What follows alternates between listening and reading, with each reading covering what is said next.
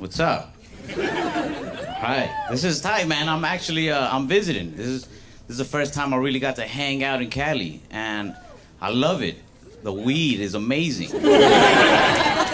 You guys did to weed what white people did to hip hop. You gentrified it and you got rich off of it, and I love it. I'm really liking it. Weed is so like legit here. Like it's like officially legit. Like I bought it and the package even had a warning label on it. It says use with extreme caution. I was like, dude, I'm from a state where people still go to jail for weed. Trust me, I've been using with extreme caution. I came here to not use caution. It's cool, man. I'm really enjoying it. My buddy was telling me though, he's like, yeah, a lot of people still don't buy from dispensaries. They'd rather go to a dealer because dispensaries tax so much.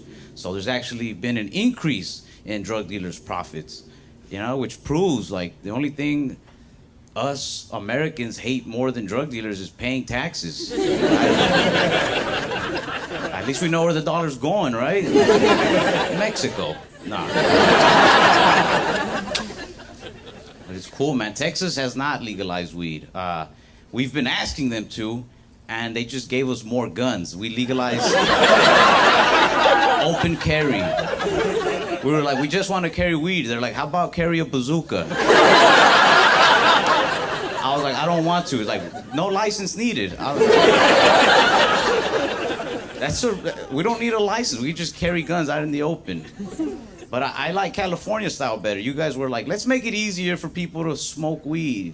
And Texas was like, nah, let's make it easier for people to smoke other people.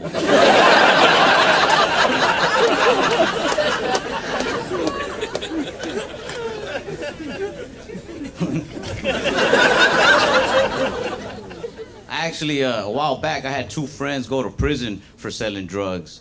And don't worry, the story gets better. Not for them, they're in prison, but for me, I got material out of it. I like it. When drug dealers call you from prison, they always ask the same question. They're always like, who would have thought I'd go from driving the Benz to sleeping in a cell? Everybody.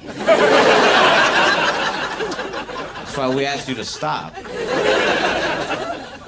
They asked me not to talk about this stuff on stage, but the way I see it, for the next 5 to 7, I can say what I want. When they were dealing like small-time drugs like weed and stuff, we didn't really care. But when they started moving to heavier things, we sat down, one of our friends, and we had like a real serious talk. Like, hey man, don't go down this route, because nobody wants to see you get, locked up or killed. And then he started taking us out to eat to really nice restaurants. And we were all just like, heroin's not that bad.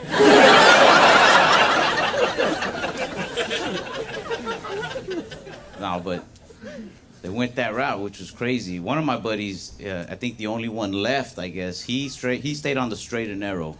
He has a job at Target. And he loves his job at Target so much that sometimes I wish he would have just gotten involved with drugs instead. He doesn't like when I leave things laying around the store. Like he'll find a shirt and he'll bring it to me like if his friend died in it or something. He's like, hey man, did you do this? Like, yeah. He's like, no man, I don't think you get it. You see, people like you who leave stuff laying around the store are the reason that people like me have to spend hours restocking all these items. And I said, hey man, I don't think you get it. I think people like me are the reason people like you have a job. You're welcome, you work for me now. But I'm very close with my friends, especially because I was an only child. I was an only child for a while until I found out that I have half-siblings, which that got me excited. Finding out you have half-siblings out there is like finding out that they made sequels to your favorite movie. When you first hear about these sequels, you want to see these never-before-seen sequels. But then you meet the sequels, and you're like, they should have just stopped after that last one. Honestly, the first one is the best. Like this. But I was an only child for a long time, which I feel made me into a social weirdo. Like I don't really like going out. My friends will force me to go out to like bars and parties. And on the way to a party, they always say the same thing. They always be like, "You excited? Come on, get excited." Never once has it worked on me. Like, never once have I been like, "All right, here I go." I don't like when they say that. Come on, get excited. That's like handing somebody a drink and being like, "Come on, drink it." Like, dude, the more you force this, the less I want to party with you. But I'll go to parties, but I'm trying so hard to like be social, but I think people know I'm forcing it. I feel like I'm an undercover cop at parties. Cause I just walk around talking to myself, be like, "Play it cool, Ralph. They think you're one of them."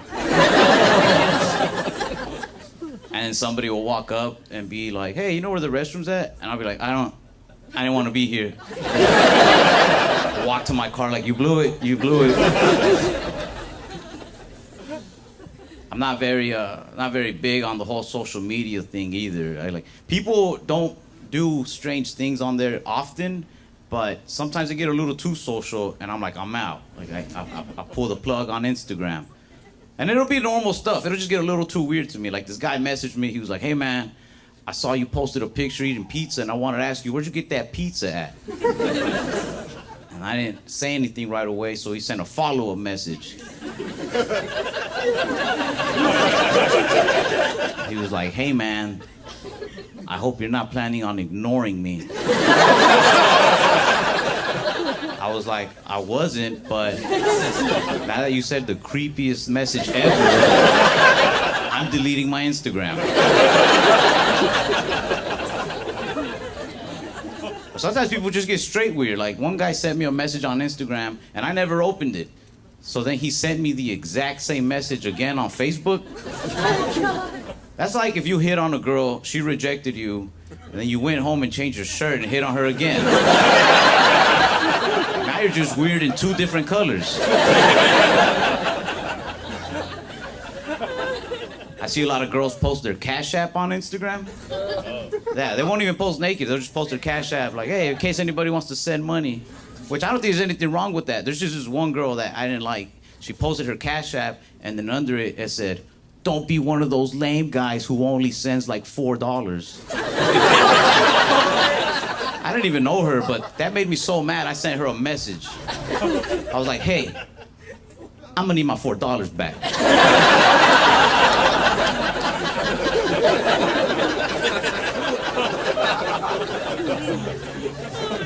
One of my friends made $800 in one day through Instagram.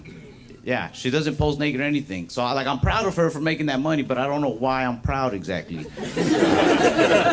She says one guy sends her $400 anytime she has an hour to kill just to talk to him about his troubles. Which, good for her. That's most people have to spend 6-8 years in college to become licensed therapists.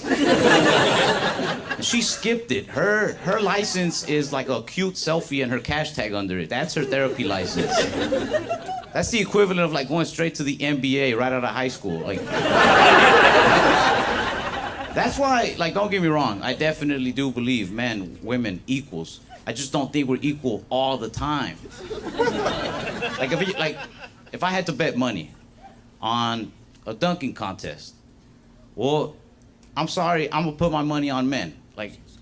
But if I had to bet money on a post your Cash App and see who sends you the most money contest,